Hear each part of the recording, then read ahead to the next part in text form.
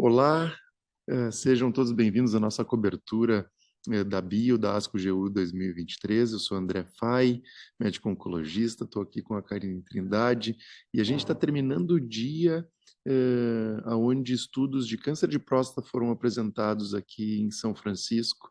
Foi um dia muito produtivo, né, Karine, com muita informação e alguns dados bastante relevantes para a gente pensar o que fazer com os nossos pacientes quando nós chegarmos do congresso em casa.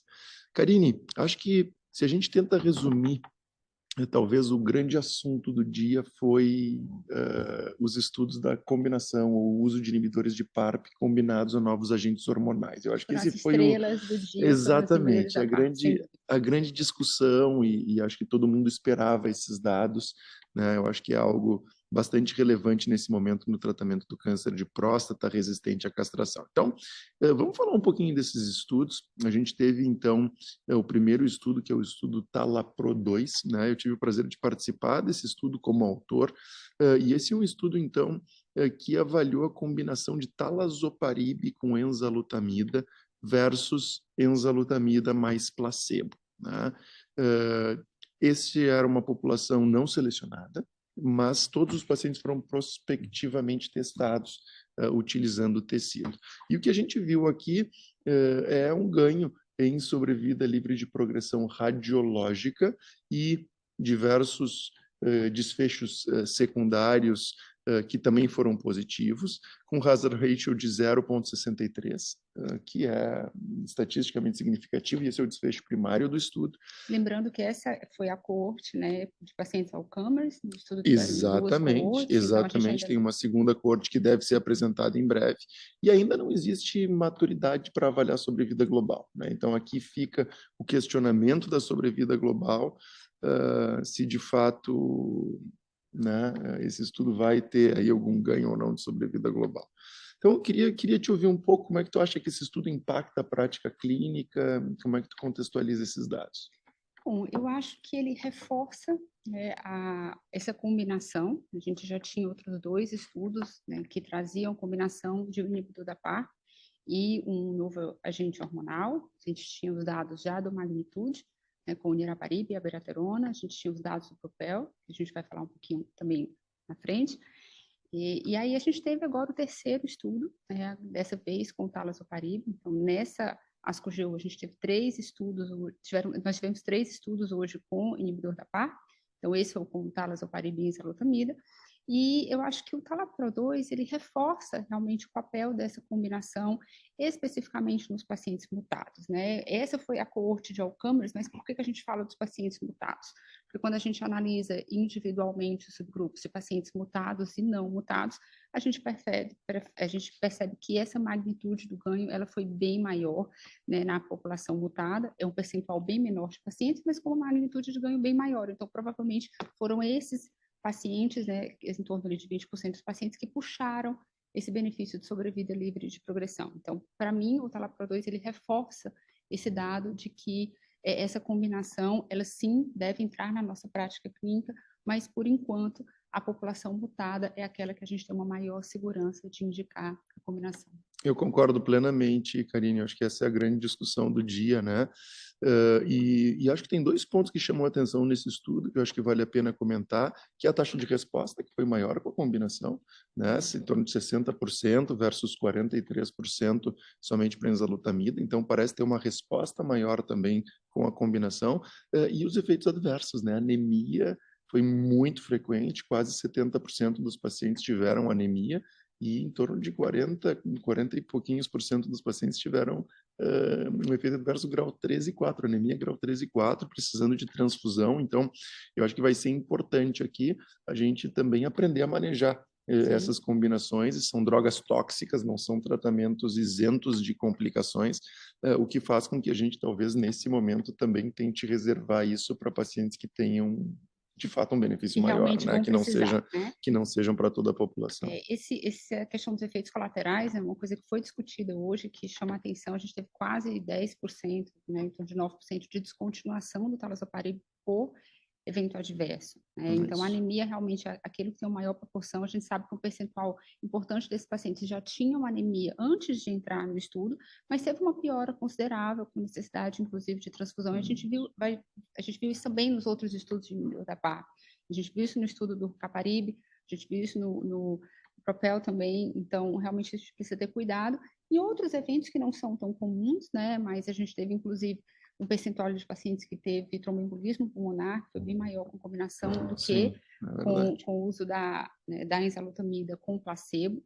Então, realmente, assim, a gente não deixaria de indicar para aquele paciente que precisa, por conta dos efeitos colaterais, não são eventos impeditivos, mas que a gente realmente precisa ficar de olho e ter cuidado. Exatamente. E o que a gente vê é que mesmo com os efeitos colaterais teve um ganho de qualidade de vida. Sim. Né? Então, mas eu acho que vai ser importante a gente aprender a lidar, né, com essa medicação e com essa combinação. E a gente teve esse dado de qualidade de vida é interessante, e a gente consegue visualizar, né? E foi apresentado realmente a curva de, assim, esses pacientes, eles tiveram menos deterioração da qualidade de vida do que os pacientes que ficaram no braço sem enzalutamida com placebo. Exatamente. Então, apesar de tóxico, parece melhorar a qualidade de vida dos pacientes. Porque controla mais a doença, né? Exatamente. E, Karine, e na mesma linha desse estudo, teve a apresentação dos dados de sobrevida global do Propel, né?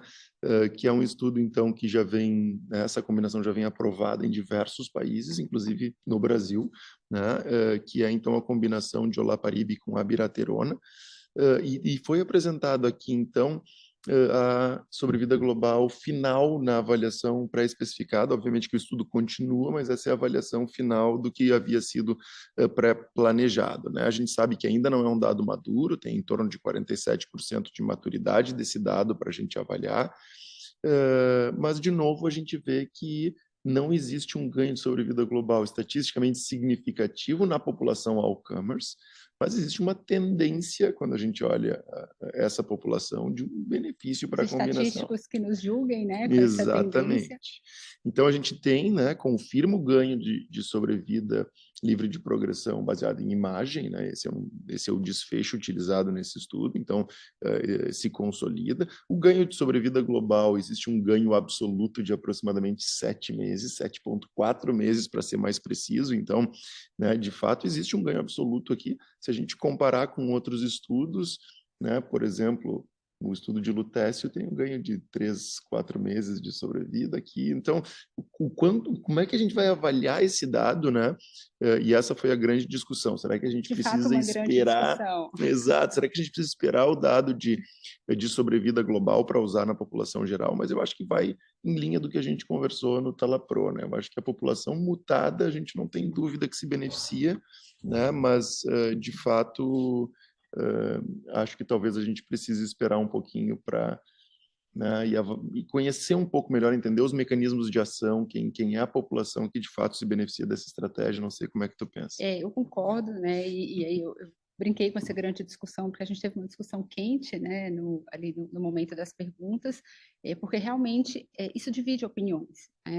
A gente percebe isso claramente, né, que alguns acreditam mais, né, no dado, outros não, mas o fato é que o estudo foi negativo para a sobrevida global, é o que a gente tem agora, tá? Existe essa tendência ali, encostou ali, né, no intervalo de confiança, chegou ali no limite, mas o estudo é negativo, né? A gente não pode esquecer dessa informação para a sobrevida global. Ele foi aprovado porque ele foi positivo para o seu endpoint primário, que foi sobrevida livre de progressão, e foi isso que levou à aprovação, inclusive no Brasil, e é isso que a gente tem até agora, essa sobrevida livre de progressão. Mas, mais uma vez, quando a gente analisa esse grupo, a gente percebe que a magnitude do ganho para os mutados ela é bem maior do que para os não mutados. Então, eu concordo, assim, realmente a gente não tem nem 50% ali de maturidade ainda, a gente precisa ficar de olho no acompanhamento do estudo, mas, por enquanto, a minha percepção é que essa informação, ela adiciona o que a gente viu no Talapro 2, analisando ali né, essas duas populações mutadas e não mutadas, associado com o que a gente tem no magnitude, que realmente o benefício ele é muito claro para os pacientes mutados, para aqueles não mutados, a gente tem que ter muito cuidado. Lembrando que existem alguns pacientes que a gente não vai ter o status mutacional, Exato. né, que é desconhecido, então, e não é um percentual tão pequeno, né, então, para esses pacientes a gente precisa ter um pouco mais de cuidado, tentar identificar outras características, se o paciente entrou muito rápido na resistência à castração, se ele tem história familiar positiva, se ele tem outros critérios que a gente suspeite que esse paciente é mutado, e talvez esse paciente vale a pena a gente oferecer a combinação. Então, só lembrando que acontece no nosso dia a dia, chega na nossa mão um paciente que a gente tem o status mutacional desconhecido, que não foi possível avaliar, e aí, para esse paciente, as características clínicas vão nos ajudar a identificar se a gente oferece ou não. Sem dúvida. E ainda nessa linha de inibidores da PARP, tivemos rapidamente a atualização do Triton 3, que é o uso de rucaparib, e aqui a gente está falando, esses dois estudos que a gente vai falar agora são em pacientes mutados, então o rucaparib no Triton 3 e a atualização do Magnitude, que é o niraparib, também na população mutada, lembrando que no estudo Magnitude, a coorte All-Comers foi encerrada por futilidade. Então, aqui, né, começa um pouco dessa controvérsia toda que a gente está discutindo. E, de novo, os dados de sobrevida global nesses dois estudos não foram positivos. Existe a tendência, mas a gente ainda não tem um dado de sobrevida global consistente, mesmo nessa população, apesar de ter ganhos, né, em diversos desfechos, e esses estudos atingiram o seu desfecho principal, né, de sobrevida livre de progressão radiológica, né? Eu acho que a gente está cada vez mais consolidando, né, as informações. As primeiras apresentações, elas deixaram muitas dúvidas, né, abriram espaço a muitos questionamentos, e à medida que a gente vai tendo a atualização desses dados, a gente vai consolidando mais e realmente entendendo que para qual paciente a gente vai oferecer. O Triton é um é um estudo exclusivamente, né, do inibidor da PARP de forma isolada, então ele entra ali junto com o Profound, né, nesse perfil de paciente que a gente vai oferecer a droga de forma isolada, mas, mais uma vez, a gente entende que aquele paciente com mutação BRCA é aquele que vai se beneficiar. É mais um estudo que mostra que, realmente, pacientes que têm alteração de ATM, eles não parecem ter benefício do inibidor da PARP, então, isso aí, mais um estudo que mostrou essa diferença entre o paciente que tem mutação de BRCA e outras alterações. Então, é mais um estudo que mostra realmente esse benefício para esse paciente especificamente. E é importante que esse estudo, o Triton 3, teve como braço controle tanto quimioterapia quanto novo agente hormonal, e o benefício foi visto comparado com essas duas estratégias, né? Então, são braços bastante ativos. Sim. Teve um crossover de aproximadamente 75%, então isso pode impactar um pouco o dado de sobrevida, mas, de fato, eu acho que, né, reforça o uso na população mutada, e a gente vai ter que compreender de fato quais são os genes, né, que determinam esse benefício. Muito bem, Karine. Outro estudo que eu queria te ouvir foi a análise de subgrupo do ARASENS. Então, mudando um pouco aqui de assunto, né, o estudo ARASENS, que avaliou terapia tripla na doença hormônio sensível. Então, os pacientes recebiam ADT, docetaxel, e eram randomizados, então, para receber darolutamida ou placebo. Esse estudo foi positivo na população intention to treat, e agora a gente tem, então, uma análise de subgrupo de acordo com alto risco, baixo risco, alto volume, baixo volume. Análise muito esperada, exatamente, exatamente. Então, conta um pouco o que tu achou desse estudo. Então, só para a gente contextualizar aqui um pouquinho, a gente já tinha tido essa apresentação inicial do ARASENS, né, na ASCO do ano passado, há um ano atrás, e a gente foi apresentada uma análise do subgrupo em relação ao momento da metástase, né, e a gente viu claramente que aqueles pacientes, de novo, eles tinham um benefício muito claro, mas aqueles pacientes que tinham uma doença recidivada, recorrente, não tinham esse benefício, que já era esperado, né, porque o racional, a gente sabe que o paciente que tem doença de novo é uma doença mais agressiva e tem um prognóstico pior. E a gente já tinha as informações também do PISUAN, outro estudo de terapia tripla, né, com abiraterona, docetaxel, e a gente tinha essa avaliação em relação ao volume de doença no PIS1. Sabíamos que os pacientes de alto volume, eles tinham benefício, e aqueles de baixo volume não, né? Os dados ainda imaturos, uma população que ainda não teve tempo, né, no caminhar aí do estudo para a gente ter esse desfecho, né? Então, mas por enquanto o baixo volume no PIS1 não teve benefício. Então, no ARASENS, a gente aguardava essa informação e a gente já imaginava, então, assim como no PIS1, a população de alto volume, né, teve um benefício muito claro da terapia tripla, e aquela de baixo volume ainda não. E a gente precisa de mais tempo para saber se de fato não vai ter benefício para essa população ou se é porque o estudo ainda é imaturo. Mas em relação ao risco, tanto os pacientes de alto risco como de baixo risco, eles se beneficiaram. Então, na minha visão, a gente tem aí mais um dado reforçando que aqueles pacientes, né, com doença de alto volume, aqueles de alto risco, aqueles de baixo risco e aqueles de novo se beneficiam. Então, cada vez mais a gente tem puxado os pacientes, né, para a terapia tripla. Fica aquele questionamento que, por enquanto, não temos resposta, né, se realmente esse benefício ele é da terapia tripla ou ele é do antiandrogênico periférico. A gente não vai ter essa informação, então, assim, a gente não tem como negar o dado, né, que realmente a terapia tripla chegou para ficar. A impressão que eu fiquei é que essa apresentação não mudou muito nossa prática clínica. A gente já estava fazendo isso, né? E acho que corroborou, que... né, Exato. o Piciuano. E a gente acaba utilizando uma série de outros fatores para nos ajudar nessa decisão. Pacientes jovens com outras características prognósticas adversas, né, que de alguma forma fazem com que a gente intensifique mais o tratamento. Então, eu acho que tem uma individualização aqui que né, que e não... a análise do Piciuano fala disso também, né? Agora, do paciente jovem, né? Houve uma análise entre paciente acima de 70 anos e abaixo de 70 anos, mostrando que aqueles acima de 70 anos talvez não se beneficiem. Provavelmente por comorbidades, por não ter um performance status, por toxicidade. Então, tem uma série de fatores que vão impactar isso aqui. Muito bem. Um outro estudo, assim, rapidamente, sem entrar muito em detalhes, mas eu acho importante a gente citar, que acabou de ser apresentado, uma das últimas apresentações, o Keynote 921, que é um estudo, então, que avaliou pembrolizumab mais docetaxel, depois da falha a um novo agente hormonal, estudo negativo, né, as curvas absolutamente sobreponíveis, então a combinação de químio com imuno não parece ter nenhum benefício aqui nessa população, tanto em sobrevida global quanto sobrevida livre de progressão radiológica, então acho que só para consolidar isso, né, que era algo que a gente já vinha vendo, mas assim, acho que esse era um estudo esperado, um estudo grande, um estudo de fase 3. Que o Brasil participou, exato, né? Nós tínhamos no centro e acho que, acho que consolida uma informação que a gente já sabia.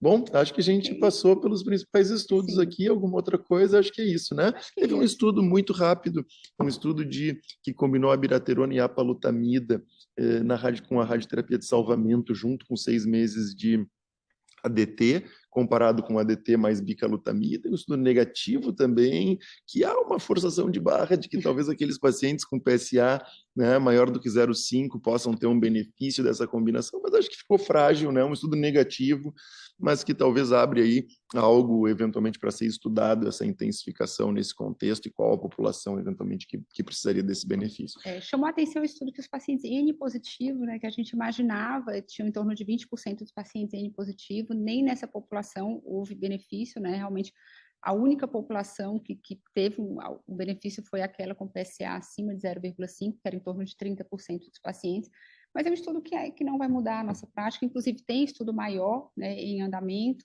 nesse intuito de intensificação, né, da radioterapia de resgate, mas a gente precisa aguardar aí novas informações, né, para tentar intensificar ou não esse cenário. Maravilha, Karine, muito obrigado. Acho que terminamos esse primeiro dia e deixamos essas mensagens iniciais. Sem dúvida, a gente vai poder discutir melhor, né, no dia 4, quando a gente for fazer, então, a cobertura mais detalhada desses estudos. Valeu e até o nosso segundo dia de cobertura. Até mais. Tchau, tchau, pessoal. Obrigada e até o dia 4, né, na cobertura de todo o evento, né, que a gente vai ter. E todos vão poder assistir e aproveitar mais um pouquinho da nossa cobertura. Até amanhã. Tchau, tchau.